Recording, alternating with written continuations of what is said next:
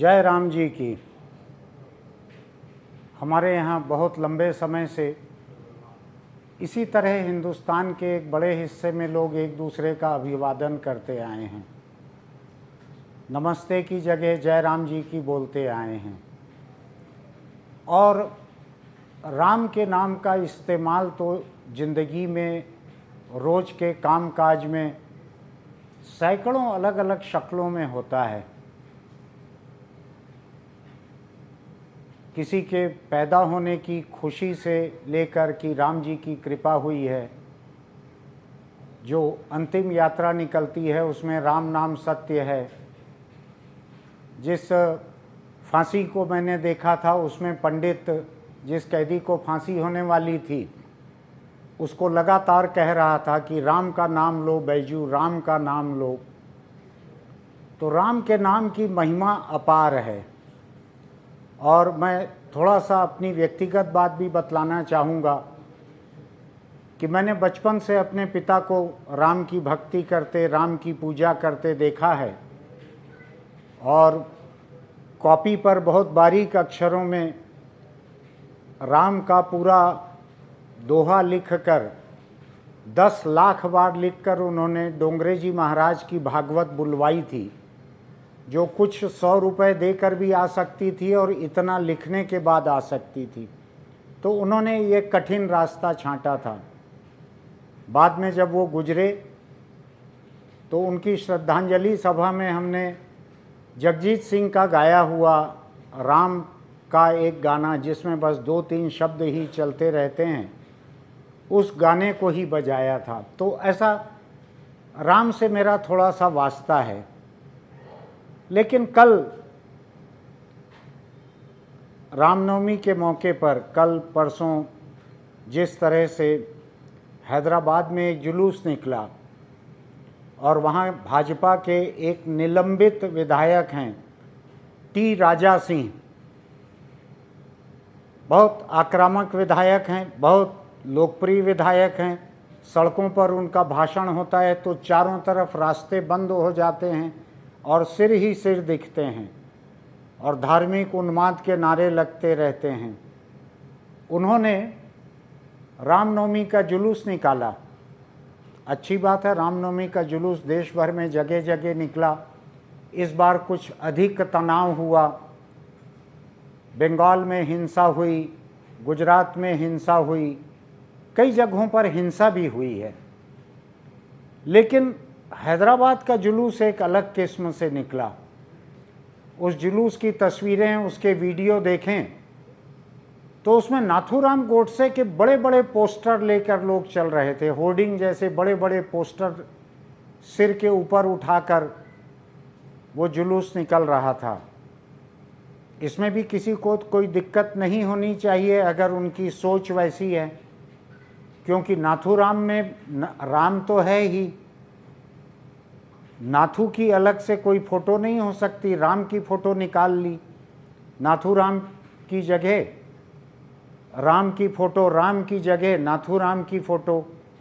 ये सिलसिला इस देश में चल रहा है। अभी तक ये होता था कि गांधी को एक खलनायक दिखाने के लिए, गांधी को एक विलेन दिखाने के लिए, गांधी को देश के बंटवारे का जिम्मेदार दिखाने के लिए ये सिलसिला चलता था कि कहीं नाथूराम गोडसे की प्रतिमा स्थापित की जा रही है हिंदू महासभा के ऑफिस में, तो कहीं उसकी पूजा हो रही है, कहीं हमारी एक भगवा कपड़ों में जो सांसद दिखती हैं प्रज्ञा ठाकुर, वो नाथूराम गोडसे को पूजनीय बताती हैं, गांधी को वो एक दुष्ट बताती हैं, कई तरह की गालियां देती हैं।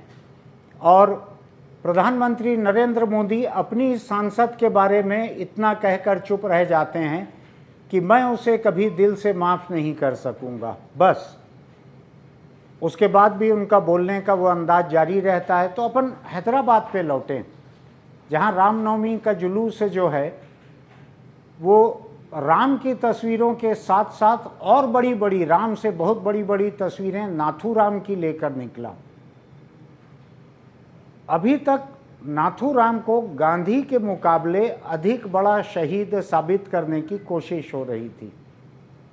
तो गांधी तो ठीक है, गांधी जिनको नापसंद है।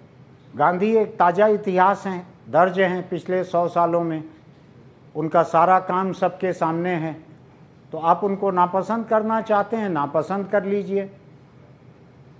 लेकिन राम ने आपका क्या बिगाड़ा? जो आप राम की नवमी का जो जुलूस निकलता है देश भर में, उसमें आप नाथूराम को दिखा रहे हैं। नाथूराम तो हत्यारा था। नाथूराम ने बिना किसी कसूर वाले गांधी को मारा था। एक निहत्थे बुजुर्ग और हिंदुस्तान को आज़ादी दिलाने वाले आदमी को नाथूराम ने मारा था।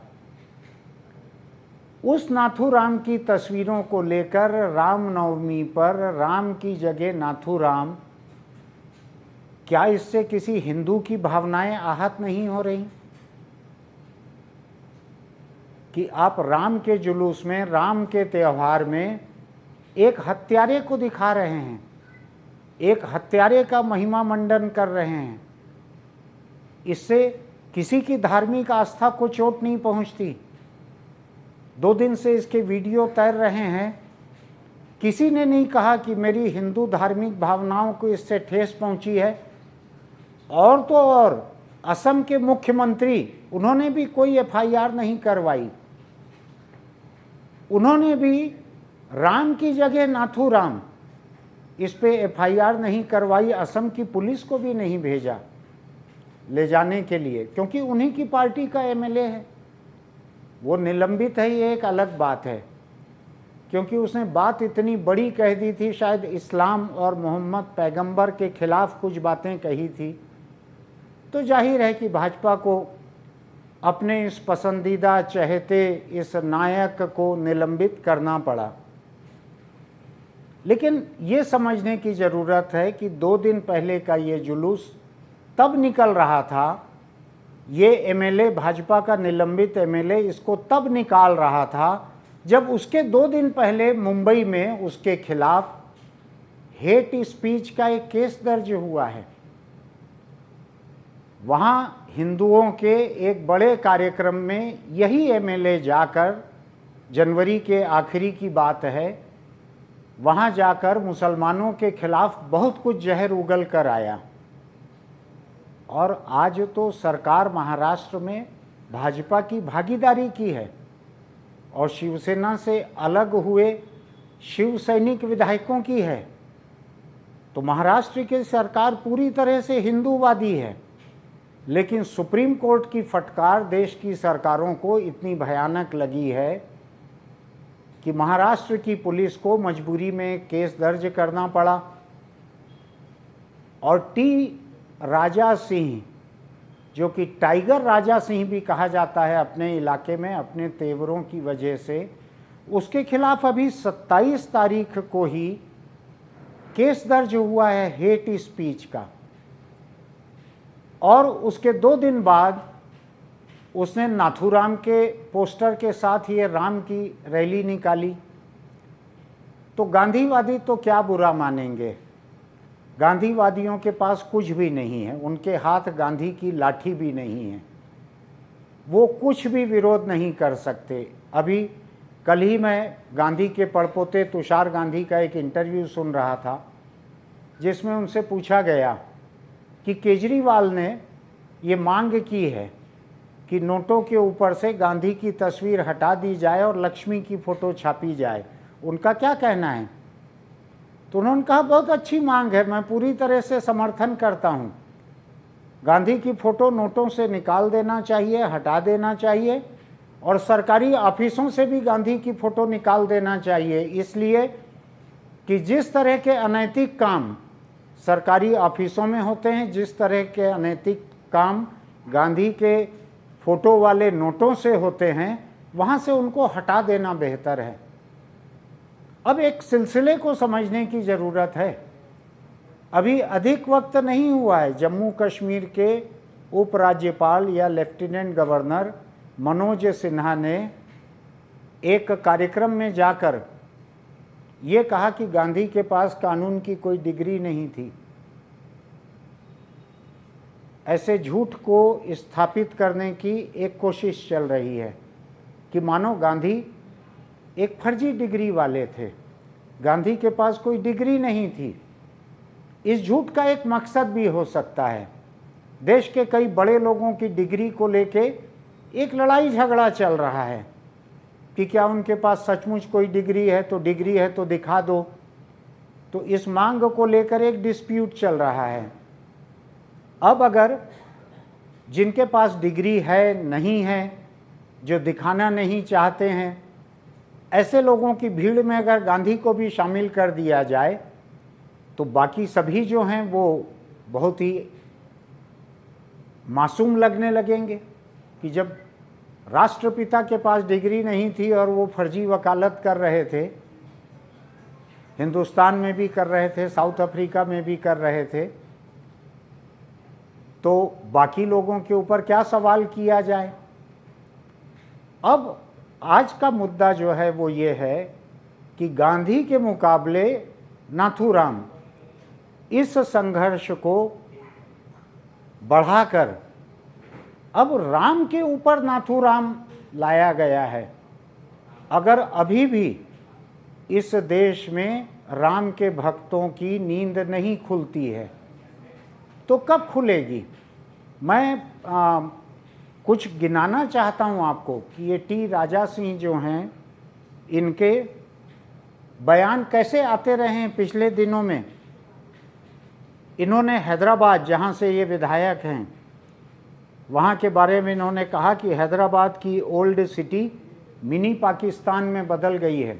इसके साथ और कुछ बातें भी कही। तो आप अपने ही देश के मुस्लिम नागरिकों के इलाके को, मुस्लिम बस्ती को आप मिनी पाकिस्तान कह रहे हैं। 2017 में उन्होंने बंगाल में हिंदुओं के लिए ये फतवा जारी किया, इसी बीजेपी एमएलए ने, कि 2002 के गुजरात की तरह जवाब दो। अब 2002 का गुजरात का जवाब क्या था, ये तो बहुत अच्छे से स्थापित है। अभी तक पूरा मामला खत्म नहीं हुआ है, किसी न किसी शक्ल में सुप्रीम कोर्ट में वो चल रहा है। इसके बाद इन्होंने कहा कि हमारे और हिंदू राष्ट्र के बीच जो आएगा उसको हम मिटा देंगे। और ये कहने के साथ साथ उन्होंने हिंदुओं से तलवार चलाना सीखने की अपील की। इसके अगले बरस उन्होंने कुरान पर प्रतिबंध का फतवा दिया और कुरान को ग्रीन बुक बताते हुए देश में आतंकवाद की वजह बताया। 2018 में उन्होंने कहा कि अगर रोहिंग्या शरणार्थी, जो कि बगल के म्यांमार से आए हुए हैं, अगर रोहिंग्या शरणार्थी देश नहीं छोड़ते हैं तो उन्हें गोली मार देनी चाहिए। ऐसे बयानों की एक बड़ी लंबी लिस्ट है। मैं चूंकि गलत कोट करना नहीं चाहता था उनको, इसलिए फ़ोन को देखकर उनके बयान मैंने पढ़कर बताए। अब ये सुप्रीम कोर्ट को भी देखना है कि 27 तारीख को महाराष्ट्र में जिसके खिलाफ हेट स्पीच का मुकदमा हो रहा है, वो 29 तारीख को भगवान राम की नवमी के जुलूस में, शोभा यात्रा में, धार्मिक कार्यक्रम में नाथूराम की तस्वीरों को लेकर जुलूस निकाल रहा है। तो क्या हेट स्पीच के केवल मामले दर्ज होते जाएंगे और वो जमानत पाकर छूटते जाएंगे और पार्टी में बने भी रहेंगे, निलंबित हैं लेकिन पार्टी से निकाले नहीं गए हैं, एमएलए भी हैं, सदन से भी नहीं निकाले गए हैं, तो आखिर ये देश, इसके विधानसभा, इसके मान्यता प्राप्त राजनीतिक दल, इसका सार्वजनिक जीवन, इसकी सबसे बड़ी आबादी वाला हिंदू धर्म नफरत को आखिर किस हद तक बर्दाश्त कर रहे हैं। ये सब किस हद तक बर्दाश्त करेंगे। ये सारे बयान मासूम नहीं हैं, ये सारे बयान देश में एक आतंक खड़ा करने के लिए, सांप्रदायिक नफरत पैदा करने के लिए, हिंसा को भड़काने के लिए दिए गए बयान हैं। लोगों को याद होगा हॉलीवुड की एक फिल्म आई थी साइलेंस ऑफ लैम्प्स बड़ी डरावनी फिल्म थी। उसमें जो मेन कैरेक्टर, मेन किरदार जो था उसका, वो मानवभक्षी हो जाता है। उसके हाथ जो मानव लगता है उसको खा जाता है। तो जब पुलिस उसको गिरफ्तार करती है, जेल में रखती है, तो जेल की कोठरी में रखने के साथ साथ उसके मुंह के ऊपर चमड़े की बनी हुई एक जाली बांध दी जाती है ताकि किसी इंसान को खा न सके। तो हिंदुस्तान के सुप्रीम कोर्ट को ये सोचने की ज़रूरत है कि क्या इस देश में कुछ लोगों के मुंह पर ऐसा एक मास्क, ऐसी एक जाली लगाने की ज़रूरत आ गई है। क्योंकि आपके तमाम हुक्म के बाद, आपके तमाम फैसलों के बाद, आपकी तमाम चेतावनियों के बाद लोग उस सिलसिले को जारी रख रहे हैं, उसको आगे बढ़ाते जा रहे हैं। और अब तो हिंदुओं की धार्मिक भावनाएं भी आहत होना बंद हो गई हैं। तो ये सिलसिला बहुत ही खतरनाक है। इस बारे में सुप्रीम कोर्ट को भी सोचना चाहिए, देश के लोगों को भी सोचना चाहिए, खासकर हिंदुओं को सोचना चाहिए जिनके इष्ट देव राम की जगह नाथूराम की फ़ोटो लेकर ये जुलूस और शोभा यात्रा इसका आयोजन किया गया है। आप इस बारे में सोचिए। कल मैं फिर किसी मुद्दे को लेकर आपके सामने आऊँगा। इस पूरी बातचीत का मकसद केवल यही रहता है कि मैं आपको चीज़ों को सही संदर्भ, सही परिप्रेक्ष्य में आपके सामने रख सकूं और सोचने की अपील कर सकूं। तो कल तक के लिए नमस्कार।